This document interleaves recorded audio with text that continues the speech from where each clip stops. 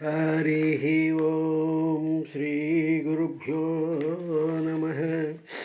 श्रीमन्तमयि मुनिश्रेष्ठकृतं వైన భగవతంబు సద్భక్తితోడ వినుకొరువారల విమల చిత్తంబుల చెచ్చరయిషుండు చిక్కుగాక ఇతర శాస్త్రంబులయిషుండు చిక్కునే మంచివారలకు నిర్మత్సరులకు కపట నిర్ముక్తులై కాంక్షసేయక ఇందు తగిలియుండుట మహాతత్వబుద్ధి పరగాధ్యాత్మికాది తాపత్రయంబు నడచి పరమార్థభూతమై అఖిల సుఖదమై సమస్తంబు గకయు నయ్యునుండు వస్తువు ఎరుగంగదగు భాగవతమునందు వెదకల్పవృక్ష విగళితమై సుఖముఖ సుధాద్రవమున మునసియున్న భగవత పురాణ ఫలరసస్వాదన పదవిగనుడు రసిక భవవిధులు వాయువశంబులై యగసి వరిధరంబులు మెంట కూడుచుంపాయుచునుండు కైవడి ప్రపంచము సర్వము కాలతంత్రమై పాయుచు కూడుచుండు ఒక భంగి చెరింపదు కాలమన్నియుంచేయుచునుండు కలము విచిత్రము దుస్తరమెట్టి వారికి రాజట ధర్మజుండు సురరాజసుతుండట ధన్వి శత్రవోద్వేజకమైన గాండివము విల్లట సారథి సర్వభద్ర సంయోజకుడైన చక్రియట ఉగ్రగదాధరుడైన భీముడు అయ్యాజికి తోడు వచ్చునట అపదగల్గుటదేమి చోద్యమో ఈశ్వరుండు విష్ణుడు ఎవ్వేళ ఎవ్వని ఏమి చేయు పురుషుడు ఏమి ఎరుగు అతని మాయలకు మహాత్ములు విద్వాంసులు అణగి మెలగుచుందురు అంధులగుచు అతిభక్తి ఎవని యందు చిత్తము చేర్చి ఎవని నామము ఊహించి పొగడి కాయంబు విడుచుచు కామకర్మాది నిర్మూలనుండై యోగి ముక్తి నొందు అట్టి సర్వేశ్వరుండు అఖిల దేవోత్తసుండు ఎంవేళ ప్రాణంబులేను విడుతునందాకనిదే మహాహార్హుడై వికసిత వదనార విందుడై వచ్చినేడు నాలుగు భుజములు కమలాభనయన యుగము నొప్పు కనుల ముందటనున్నవాడు మానవేశ్వరన భాగ్యమహిమ జోడు వేమి చేసిదినో పుణ్యమితని గోర్చే. హరి ఓం శ్రీ గురుభ్యో నమః. నారద మహర్షి ప్రాచీన బర్హి మహారాజుకి పురంజనుడు పురంజనిని కోపగృహంలోకి వెళ్ళి ఆమెను ఏ విధంగా అయితే అనునయం చేశాడో ఆ అనునయ క్రమాన్ని చెప్తూ ఓ విదురా ఇంకా ఏమన్నాడు అనేటువంటి విషయాన్ని చెప్తూ, ఓ పురంజని, నీకు అపరాధం చేసినటువంటి సేవకుల్లో ఎవరైనా సరే బ్రాహ్మణులు కానీ ఉన్నట్టయితే బ్రాహ్మణులకి నేను శిక్ష వేయను, వాడు బ్రాహ్మణుడు కాకపోతే శిక్ష వేస్తాను. అదేవిధంగా ఒక బ్రాహ్మణుడనే కాదు, మిగతా కులాలలో ఉండేటువంటి వాళ్ళు ఎవరైనా సరే శ్రీహరి భక్తులైతే వాళ్ళు నీకు మురరిపు అంటే ముర అనేటువంటి రాక్షసుడికి శత్రువైనటువంటి శ్రీకృష్ణుడి యొక్క శ్రీహరి యొక్క భక్తులు ఎవరైతే ఉన్నారో వాళ్ళు ఏ కులాల్లో ఉన్న వాళ్ళైనా సరే వాళ్ళకి మాత్రము నేను శిక్ష వెయ్యను. మిగతా వాళ్ళు ఎవరు చేసినా సరే, వీళ్ళిద్దరూ తప్ప మిగతా వాళ్ళు ఎవరైనా సరే నీకు అపరాధం కానీ చేసినట్టు కానీ నువ్వు భావించినట్లయితే వాళ్ళని నువ్వు పాయింట్అవుట్ చేస్తే నేను వాళ్ళని తప్పకుండా శిక్షిస్తాను. వాళ్ళు ముల్లోకాల్లో ఎక్కడున్నా సరే నేను వాళ్ళని వచ్చి శిక్షించి వేస్తాను అని చెప్పేటువంటి ఆ శ్లోకానికే పోతన గారు విను వీరపత్ని ఎడ అనయంబును బ్రాహ్మణులును హరిభక్తులైన హరిభక్తులు తక్కను ఇతరులు ఎగ్గుసేసిన వనిత శిక్షించునంత వారలనైనా. వాళ్ళెంత వారలైనా సరే బ్రాహ్మణుల్ని కానీ హరిభక్తుల్ని కానీ నేను శిక్షించను. చెప్పు ఎవరు నీకు అపకారం చేశారో, అపరాధం చేశారో, నిన్ను నెగ్లెక్ట్ చేశారో అని చెప్తూ, ఈ ముల్లోకములందును నా మనమున రోషమొదవినన్ భయరహితుండై మదిలో పరితోషముతో మెలిగెడువాని గానతో యజనేత్ర. ఈ ముల్లోకాల్లో సరే ఎవరైనా సరే నేను కోపించినట్లయితే ఇంకా వాడు సంతోషంగా ఇంకా చచ్చిన తిరగలేడు వాడు. ఆ విధంగా ఉంటుంది నా కోపం. నేను నీకు అపరాధం చేసినటువంటి వాళ్ళని అనేటువంటి విషయంలో ఇక్కడ 2 విషయాలని ఆయన పురంజనుడు చెప్పాడు. ఇది శాస్త్రానికి సంబంధించిన, అంటే బ్రాహ్మణుడు ఎంత ద్రోహం చేసినా ఎంత అపకారం చేసినా వాడిని శిక్షించకూడదు, శిక్షించరు సాధారణంగా, రాజధర్మము అనేటువంటిది ఆ కాలంలో ఉండేది. అది ఒకటి. ఇక రెండవది హరిభక్తులు. ఈ హరిభక్తులు అనేటువంటి వాళ్ళు అన్ని కులాల్లో, అన్ని జాతుల్లో, అన్ని మతాలలో కూడా శ్రీహరి యొక్క భక్తిభావంతో పులకరించిపోయేటువంటి వాళ్ళ జోలికి అటు రాజులు కానీ, అటు కాలుడు కానీ, అటు ఏ విధమైనటువంటి ఉపద్రవాలు కూడా చేరవు అని చెప్పడంలో ఉద్దేశం ఏమిటంటే, మనం ఏ కులం వాళ్ళు అనేటువంటిది కాకుండా శ్రీహరి యొక్క పాదాల మీద భక్తి నిరంతరము శ్రద్ధ కలిగి ఆ శ్రీహరి యొక్క ఆ స్తోత్ర పారాయణం, ఆ స్తోత్రానికి సంబంధించినటువంటి అర్థాన్ని, భావాన్ని, పరమార్థాన్ని ఆలోచించుకుంటూ దానికి సంబంధించినటువంటి ఆలోచనలు కానీ మనం చేసుకుంటూ ఉన్నప్పుడు, ఒకవేళ పొరపాటున మనం ఎవరికైనా సరే తెలుసో తెలియకో ఏదైనా కొంచెం అపకారం కానీ, లేకపోతే అవమానం కానీ, లేకపోతే కొంత ఏదైనా చేసినట్లయితే అప్పుడు ఎవరు కూడా ఇలా చేసినటువంటి వాళ్ళని దండించడు అనేటువంటి విషయాన్ని చెప్పాడు. ఇక్కడ బ్రాహ్మణులు అనగానే ఏంటంటే జంధ్యం వేసుకునేటువంటి బ్రాహ్మణులా అండి, ఈ పక్షపాతం అండి అంటారు. ఇక్కడ బ్రాహ్మణ శబ్దానికి అర్థం ఏమిటంటే బ్రహ్మతత్వం ఎరిగినటువంటి, నిత్యానుష్ఠానపరుడైనటువంటి, ఎప్పుడూ కూడా ధర్మాన్ని, శాస్త్రాన్ని, వేదాన్ని గౌరవించేటువంటి వ్యక్తి ఎవడైతే ఉంటాడో, ఆ బ్రహ్మజ్ఞాన సంపూర్ణుడైనటువంటి వాడు ఉంటాడో వాడు ఎప్పుడూ కూడా దండింపబడడానికి అర్హుడు కాడు, వాడిని దండించకూడదు. ఏమండి మరి పురంజనుని ఇంట్లో ఇటువంటి బ్రహ్మవేత్తలో, ఇటువంటి హరిభక్తులో పురంజనునికి సేవ చేస్తారా? ఒక రాణిగారి ఇంట్లోకి వెళ్ళి ధనమధాంధుల కొలువేల తాపసులకు అని ముందు అన్నారు కదా. అంటే ఇక్కడ అర్థం చేసుకోవాల్సింది ఏమిటంటే, ఇక్కడ పురంజని అనేటువంటి ఆడమనిషి అని కాదు, ఇక్కడ పురంజని అనేటువంటిది మానవుడి యొక్క బుద్ధి. ఈ మానవుడి యొక్క బుద్ధిని పెడదోవ పట్టించేటువంటి వాళ్ళు, పెడదోవ పట్టించేటువంటి వస్తుజాలాలు, మనుషులు, దోషాలు చేయించేటువంటి వాళ్ళు ఎంతోమంది మన ప్రపంచం చుట్టూ ఉంటూ ఉంటారు. అటువంటి వాళ్ళని జీవుడు సృష్టిస్తాడు. జీవుడు అంటే లోపల ఉండేటువంటి పరమాత్మ యొక్క అసలైనటువంటి స్వరూపం శిక్షించగలదు.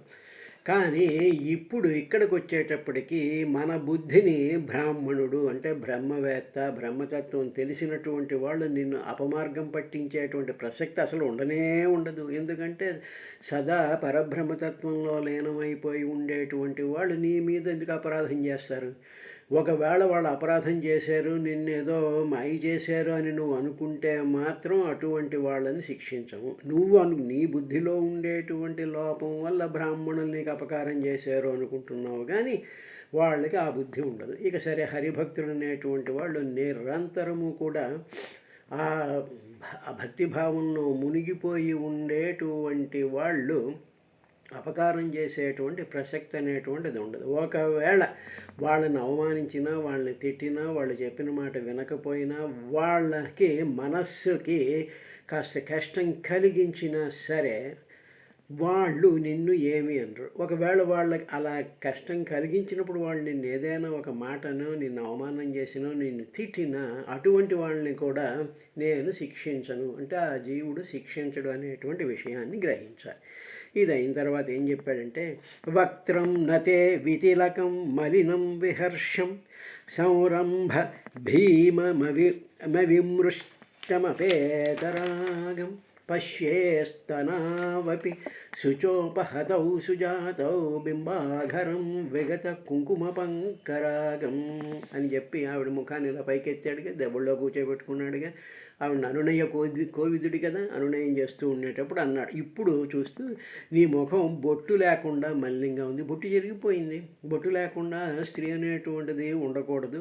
కానీ ఆ కోపంలోనూ, ఆ దుఃఖంలోనూ, ఆ ఉడుకుమత్తనంతోనూ, లేకపోతే ఆ విరహంతోనూ ఆ బొట్టు లేకుండా మలినంగా ఉంది నీ ముఖం. తరువాత నీ ముఖం హర్షంతో ప్రకాశించడం బదులు, అంటే సంతోషం ఉన్నప్పుడు మనసు ముఖం అంతా ఏ విధంగా అయితే ప్రకాశిస్తుందో అలా ప్రకాశించడానికి బదులు కోపంతో, ఆ కోపం చూసేటప్పుడు భయం కలిగించేటట్టుంది. 2, ఇక మూడోది ఏమిటంటే నీ ముఖంలో నాకు ఎక్కడ ప్రేమ కనిపించటం లేదు, అనురాగం కనిపించటం లేదు. తరువాత నీ ఉరహ్భాగం అంతా కూడా అశ్రువుల చేత నీ స్తనభారం అంతా కూడా తడిసిపోయి ఉంది. తరువాత ఎర్రనైనటువంటి కుంకుమ పువ్వులలే ఎర్రనైనటువంటి నీ దొండపండు వంటి నీ పై పెదాలు, కింద పెదాలు కూడా రంగును కోల్పోయి, ఇలాంటి పరిస్థితిలో నేను నిన్ను ఎప్పుడూ ఇదివరలో నేను ఎప్పుడూ నిన్ను చూడలేదు అని చెప్పి, వక్త్రం నతే వితిలకం, వక్త్రం అంటే ముఖం, నతే వితిలకం తిలకం లేకుండా, మలినం మలినంగా ఉంది, విహర్షం హర్షం లేదు నీ ముఖంలో, సంతోషం లేదు. ఆ సంతోషంతోనూ, ఉత్సాహంతోనూ, నవ్వులతో వచ్చేటువంటి ప్రకాశం కనిపించటం లేదు. సంరంభ భీమం దాంతో ఏమిటవుతుంటే సంరంభ భీమం అంటే భయంకరంగా కోపంతో కనిపిస్తుంది. అవిమృష్టం ప్రకాశించటం లేదు. అపేతరాగం నీలో ఉండేటువంటి అనురాగం కాసేపు తొలగిపోయింది. నీకు అనురాగం లేక కాదు, ఉంది. అది ఏంటంటే దాచేసుకున్నావో లేకపోతే అది పక్కకి వెళ్ళిపోయిందో అటువంటి నీ వక్త్రం నపశ్యే, ఇంతవరకు నేను చూడలేదు అని చెప్పి, బింబ అధరం అపి నపశ్యే, అలాగా వాడిపోయినటువంటి, ఎరుపు రంగు కోల్పోయినటువంటి, పాలిపోయినటువంటి పెదాల్లాగా ఎర్రనైనటువంటి నీ పదాలు అలా ఉన్నాయి అని చెప్పిన తర్వాత, తన్మే ప్రసీద సుహృద కృతకిల్బిషస్య స్వైరం గతస్య మృగయాం వ్యసనాతురస్య కా దేవరం వశగతం కుసుమాస్త్రవేగ విస్రస్తపౌసం ముశతి నభజేత కృత్యే అని. ఇప్పుడు కాబట్టి నువ్వు నాకు ప్రసన్నురాలుగా నన్ను చూసి దగ్గరికి చెయ్యి, నన్ను చూసి నవ్వు, నన్ను గౌరవించు, నా మీద అనురాగం చూపించు అని ఒక మాట అనేసి, నేను ఈ వేట అనేటువంటి అలవాటు ఉండిపోయింది నాకు. ఒక రకమైనటువంటి అలవాటుతో నేనేం చేశానంటే నిన్ను విడిచేసి స్వేచ్ఛగా, ఇంక నీకుతో చెప్పకుండా స్వేచ్ఛగా నీ ఎడల నీకు చెప్పకుండా వేటకి వెళ్ళిపోయాను. ఆ వేటకి వెళ్ళిపోవడం అనేటువంటిది నీకు చెప్పాలని, నీ పర్మిషన్ తీసుకోవాలని, నీకు ఇన్ఫామ్ చేసి వెళ్ళాలి అనేటువంటి ఆ జ్ఞానాన్ని కూడా నేను ఆ టైంలో మర్చిపోయి వెళ్ళిపోయాను. దానికి కారణం ఏమిటంటే ఆ చెడు అలవాటు, వ్యసనము అనేటువంటి ఒక చెడు అలవాటు వల్ల నేను వెళ్ళిపోయాను. అదేవిధంగా మనం చూస్తూ ఉంటాం కదండి. ఏం చేస్తూ ఉంటారంటే కొంచెం మేము చాలా మెచ్యూరిటీగా ఉండేటువంటి వాళ్ళం అనుకుంటూ ఉంటారనమాట. వాళ్ళకి ఒక వ్యసనం ఉంటుంది. వ్యసనం అంటే ఒక రకమైనటువంటి అలవాటు. అది మంచి అలవాట, చెడు అలవాట అని కాదు. ఇక్కడ వ్యసనం అనేటువంటిది చెడు అలవాటు. ఓకే. అలాగే కొన్ని పనుల్లో ఏదో బజారుకి వెళ్ళిపోతున్నాం, కిట్టి పార్టీలకు వెళ్ళిపోతున్నాం, ఏదో ఇంకో పనులకు వెళ్ళిపోతున్నాం, అది పూజ అనడం, ఇది పునస్కారం, ఇది అండం, అదండం అని చెప్పేసి టక తయారైపోతూ వెళ్ళిపోతూ ఉండేటువంటి ఆ అలవాటు అన్నప్పుడు బుద్ధిని పెర్మిషన్ తీసుకోవడం అనేటువంటిది ఉండదు. ఇది చెయ్యవచ్చా, చేయకూడదు, ఇది కరెక్ట్ అయినటువంటి టైమా, ఈ టైంలో కొంపలు వదిలేసి వెళ్ళిపోవచ్చా, వెళ్ళిపోకూడదా, ఇది పిల్లల్ని సాకాలా, మొగుడికి ఏదో టిఫిన్ వంట ఇదేదో ఇది పురుషుడికి కూడా వర్తిస్తుందండి. ఒక స్త్రీకనే కాదు, పురుషుడికి కూడా ఇది వర్తిస్తుంది. ఇది మనం గ్రహించాలి. అదేవిధంగా పెళ్ళానికి చెప్పకుండా ఈ మొగుడు ఏం చేస్తాడు అంటే వాడికి ఏదో చెడు అలవాటు ఉంటుంది. చెప్పడం ఏదో ప్యాకెట్కనో ఇంకో దానికనో ఇంకొక దానికనో ఏదో షికారుకనో ఇంకో దానికనో వాడు చెప్పకుండా వెళ్ళిపోతూ ఉంటాడు. కాబట్టి అది మంచిదా చెడుదా అనేటువంటిది కాదు. ఆ చెడు అలవాటు అనేటువంటిది స్వేచ్ఛ ఇచ్చేస్తుంది. ఒక రకమైనటువంటి స్వేచ్ఛాభావాన్ని పొంది బుద్ధి అనేటువంటి దాన్ని అటు స్త్రీ అయినా ఇటు పురుషుడైనా బుద్ధిని వదిలేసేసి వెళ్ళిపోతాడు.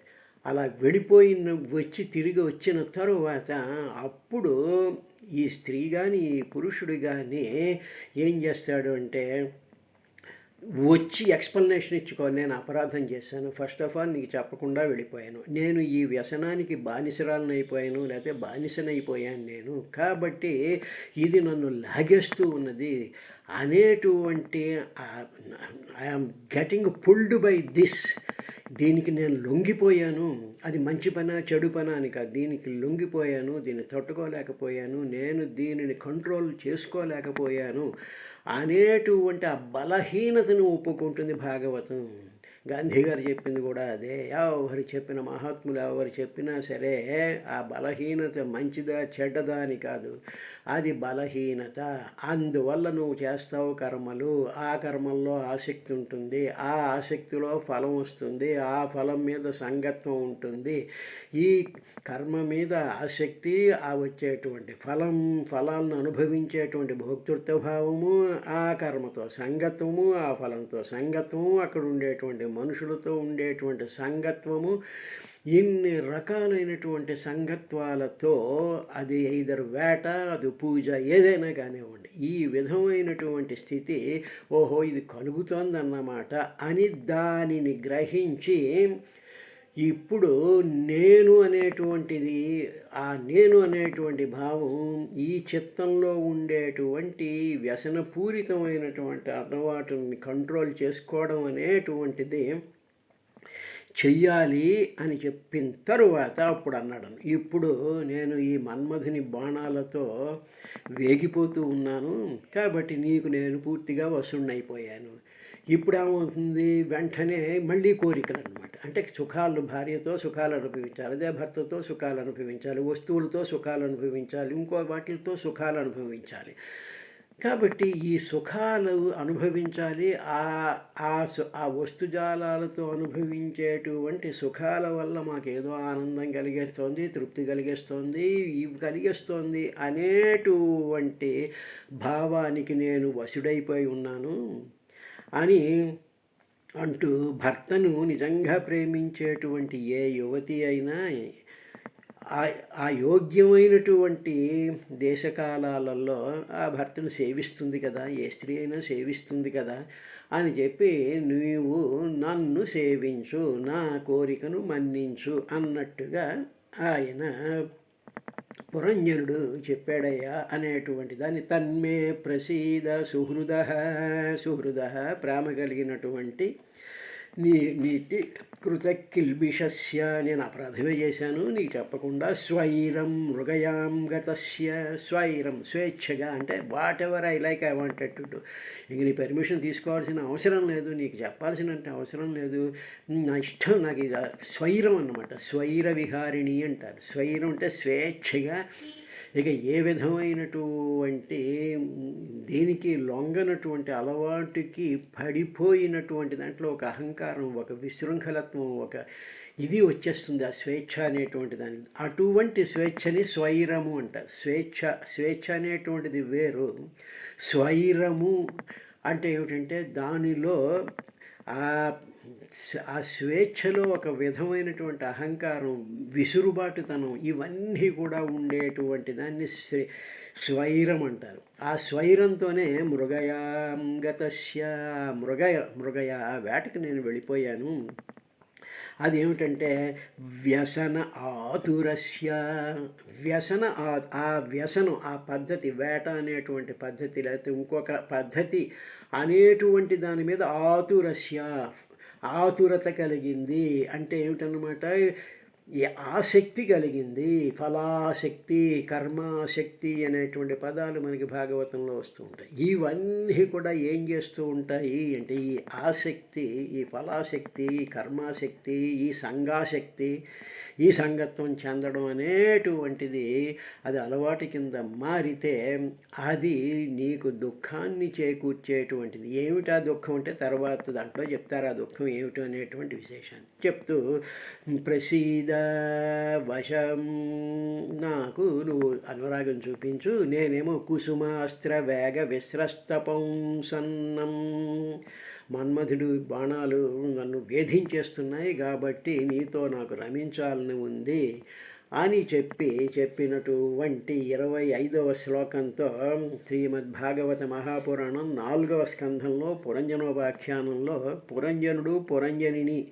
అనునయించటం అనేటువంటి వర్ణించేటువంటి ఈ 26వ సర్గ పూర్తయింది. ఇక 27వ సర్గలోకి వస్తాము. దీనినే పోతన గారు ఇందీవరేక్షణయేనందు భవదీయ తిలక విరహితము మలినయుతము హర్షశూన్యంబు మనోప్రకాశకమునయ్యత్యమర్షయుతంబునైన ముఖము కలితాశ్రుబిందు సంకలిత సంచిత శోభమాన పీనస్తనమండలమును రమణీయ తాంబూల రాగ విహీనమైనట్టి సుపక్వ బింబాధరంబుగాన ఇట్లుంటాగిపుడేమి కథము.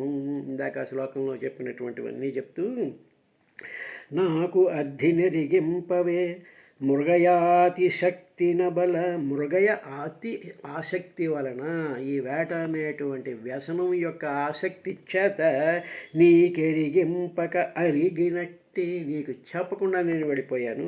తప్పు సైరించి కానంగదగద నేను, కాబట్టి నన్ను నీవు క్షమించి నా మీద అనురాగం చూపించు అంటూ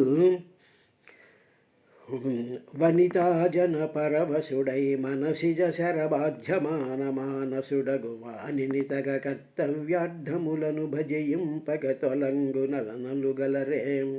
తర్వాత ఏం చేస్తూ ఉంటారంటే ఈ కాంతలకు వశుడైపోతూ ఉంటారు.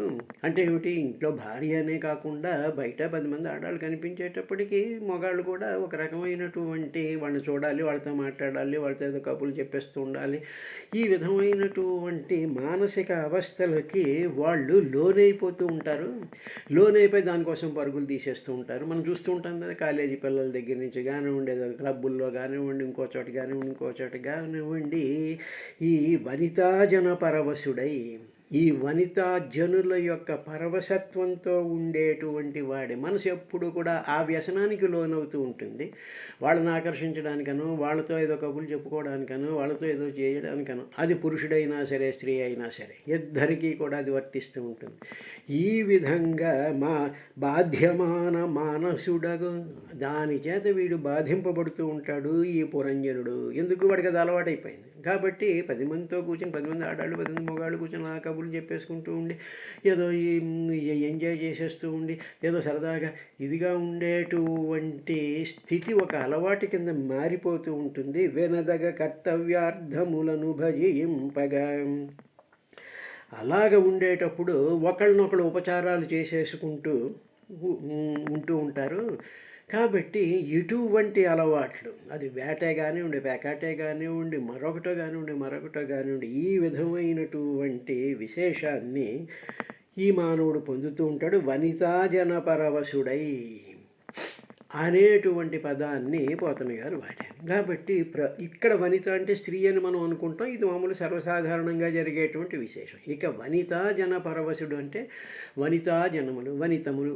వనిత అంటే ప్రకృతిలో మనకు కనిపిస్తున్నటువంటి సౌందర్యాలు, పువ్వులు, చెట్లు, సముద్రాలు, కొండలు, జలపాతాలు, చల్లనైనటువంటి గాలి, చంద్రుడు, వెన్నెల, తర్వాత రకరకాలైనటువంటి జీవుల యొక్క విస్తారము, ఇవన్నీ కూడా వీటిని చూసి పరవశుడై, అతి స్త్రీలో ఉండేటువంటి జీవుడైనా పురుషుడిలో ఉండేటువంటి జీవుడైనా పరవశుడైపోతూ ఉంటాడు. ఉండి వెంటనే సెల్ఫీలు, ఫోటోలు అవి తీసేసుకుంటూ కూర్చుంటుంటాయి. అప్పుడు ఏమవుతుంది, అటువంటి పరిస్థితిలో మనసిజ శరబాధ్యమాన మానసుడగు, అప్పుడు మనసిజ మనసులో పుట్టినటువంటి పంచసాయికములు అంటారు 5 బాణాలు, మన్మధుడికి 5 బాణాలు. ఆ బాణాల చేత ఆ శరముల చేత బాధ్యమానుడు అవుతాడు. వాటి చేత కొట్టబడతాడు. కొట్టబడి ఏం చేస్తూ ఉంటాడంటే ఈవేళ లండన్ వెళ్ళామండి, రేపేమో స్విట్జర్లాండ్ వెళ్తామండి, ఆ తర్వాత డార్జిలింగ్ వెళ్తామండి, అబ్బో ఎంత బాగుందా అక్కడ ఇది అది అని చెప్పి అలాగే వెళ్ళిపోతాం. ఆ క్లబ్కి వెళ్ళామండి, ఆ పబ్కి వెళ్ళామండి, ఆ గుళ్ళోకి వెళ్ళామండి, ఇక్కడ ఇది చేసామండి, అబ్బా అబ్బా అబ్బా అబ్బా. ఇలాంటి పరిస్థితుల్లో ఏమిటి జరుగుతోంది అంటే వీడు చూసేటువంటి పువ్వుల్లో కానీ, చెట్లలో కానీ, ఆ సముద్రాల్లో కానీ, ఆ కొండల్లో కానీ, ఆ జలపాతాల్లో కానీ భగవంతుడి యొక్క స్ఫురణ ఏమాత్రం ఉండదు. అదేవిధంగా గుళ్ళో కూడా. కాబట్టి భగవంతుడి యొక్క స్ఫురణ లేనటువంటి ఇవన్నీ కూడా ఏం జరుగుతున్నాయి? మనసిజ శరబాధ్యమానమానసుడగు, అదనమాట. వాటిల చేత ఆకర్షింపబడి బాధ్యమానుడు అవుతాడు, బాధింపబడుతూ ఉంటాడు అనేటువంటి విషయాన్ని చెప్పిన తర్వాత ఇక 26వ అధ్యాయం అయింది చతుర్థ స్కంధంలో. రేపటి నుంచి కూడా ఇక 27వ అధ్యాయంలోకి ప్రవేశిస్తాం. ఇందులో కాలకన్యక ఉపాఖ్యానం అనేటువంటి స్థితి వస్తుంది. ఇటువంటి పరిస్థితుల్లో ఏం జరుగుతుంది అనేటువంటి విషయాన్ని చెప్తూ ఇందులో కూడా ఇటువంటి విధానంలో ఏమిటి మర్చిపోతామంటే 2. 1 భగవంతుడిని మర్చిపోతాం, 2 కాలాన్ని మర్చిపోతాం. ఈ కాలాన్ని ఎప్పుడైతే మర్చిపోయామో అప్పుడు మృత్యువు ఏ విధంగా వచ్చి మీద పడుతుంది అనేటువంటి విశేషం చెప్తాడు. అది రేపటి కార్యక్రమంలో చూద్దాం.